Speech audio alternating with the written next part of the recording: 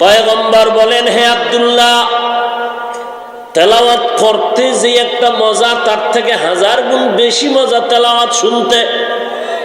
কারণ তেলাওয়াত করতে গেলে নিজের জবান নাড়াচাড়া করে ওই আওয়াজটা কানে আসে, একটা পেরেশানি ভাব। কিন্তু আর একজন সহিভাবে তেলাওয়াত করবে, আমি চুপ করে শুনবো, এটার মধ্যে আরো মজা বেশি। নবী বলেন, সাহাবায়ে কেরাম মাত্র 3 দিন, সর্বোচ্চ 7 দিন এক খতম। 7 দিনে এক পারা এক খতম হয়ে যাইত। কেউ আবার 3 দিনে একটা খতম করে ফেলতেন। নবীও কোরআন পড়তেন এবং তেলাওয়াত শুনতেন। 3 দিনে যে কোরআন খতম করছেন অর্থ সহ, কথা বলেন। আপনারা সকালবেলা কোরআন শরীফ যদি তেলাওয়াত করেন, আধা ঘন্টায় আধা পারার উপরে চলে যাবে। আমরা 1 পারার উপরে চলে যাব। অর্থ সহ যদি পড়েন, 1 মাসেও 1 পারার অর্ধেকও যেতে পারবেন না। কোরআনের তেলাওয়াত করলে সওয়াব, শুনলেও কম বেশি আসেনি। আমি তেলাওয়াত করলে যেই সওয়াব পাবো, আপনারা তেলাওয়াত শুনলে সে একই সওয়াব পাবেন। কোরআন এমন দামি কিতাব, যেটার তেলাওয়াত শুনলে সওয়াব, করলে সওয়াব।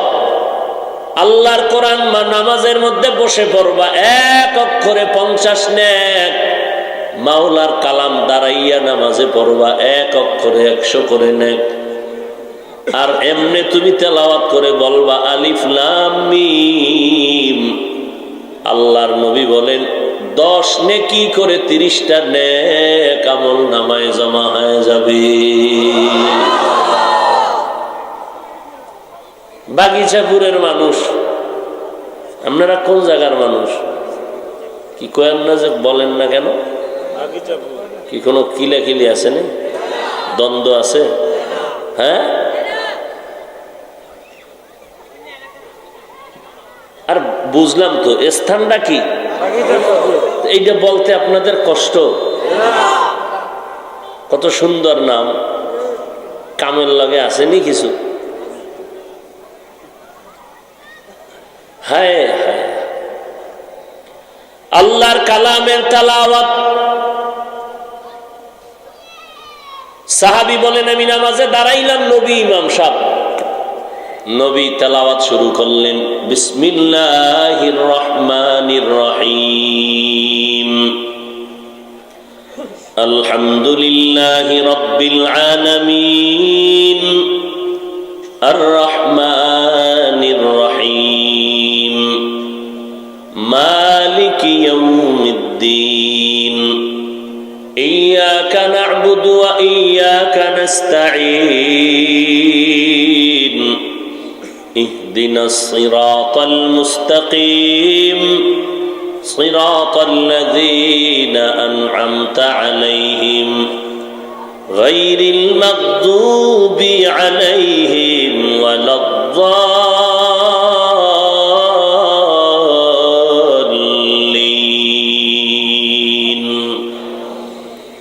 আলিফ লাম মিম, যালিকাল কিতাবু লা রাইবা ফীহি, হুদাল লিল মুত্তাকিন।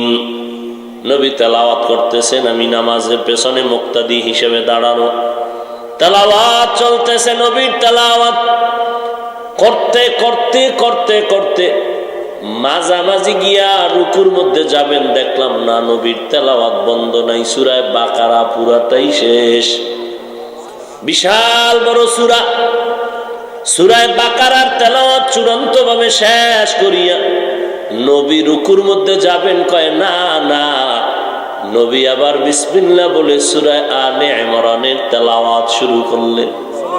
কোন সময় নবী রুকুতে যাবেন, কখন নবী সিজদায় যাবেন অনুভব করতে পারি না, তেলাওয়াত চলতেছে।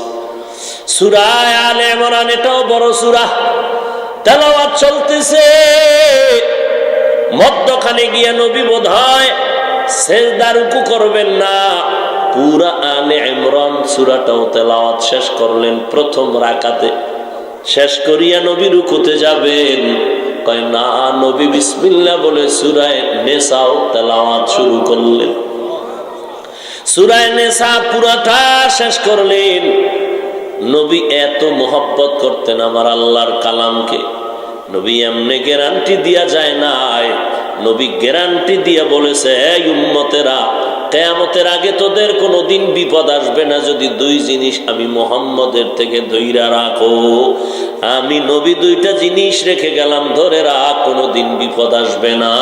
এক নম্বরে কোরআন, দুই নম্বরে আমি নবীর আদর্শের সুন্নাত।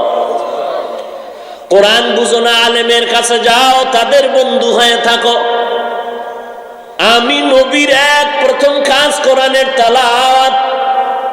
আমার অবর্তমানে আমি মুহাম্মদের দায়িত্ব যারা দুনিয়াতে পালন করবে তাদেরও প্রথম কাজ হবে কোরআন শরীফের তেলাওয়াত।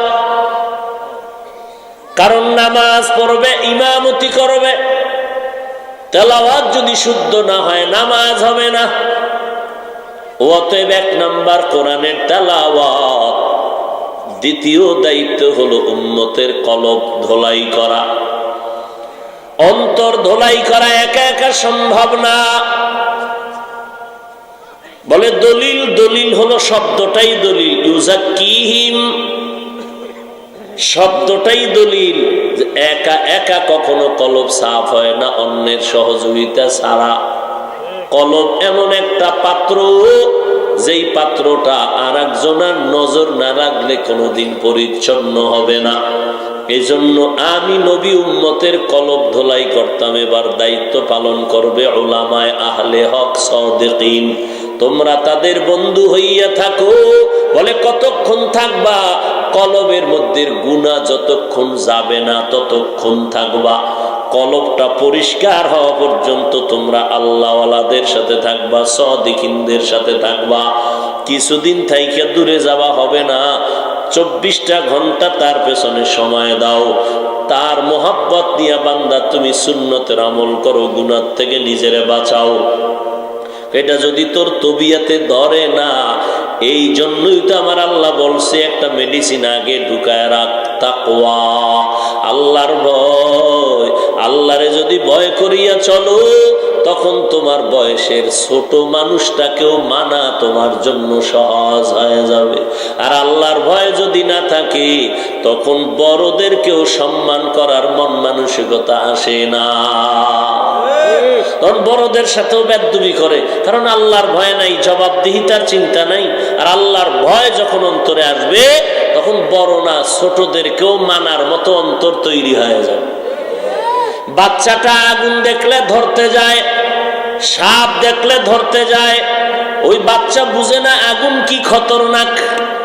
মা ধীরে ধীরে কয় খবরদার আগুন পুড়ে যাবে, ভয় ভয় ভয়। সন্তান বুঝে না। বলতে বলতে বলতে বলতে একদিন হঠাৎ অন্তরে ঢুকে গেছে।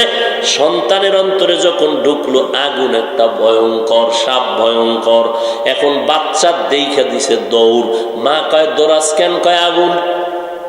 এখন ঢুকছে অন্তরে, ঢুকার পরে এখন আগুন দেখলে দৌড়ায় হাত দেয় না। আগে ধরতে যাইতো, আঙ্গুল ফিরে ফেলাইছে দেড়টা, এখন যায় না কেন?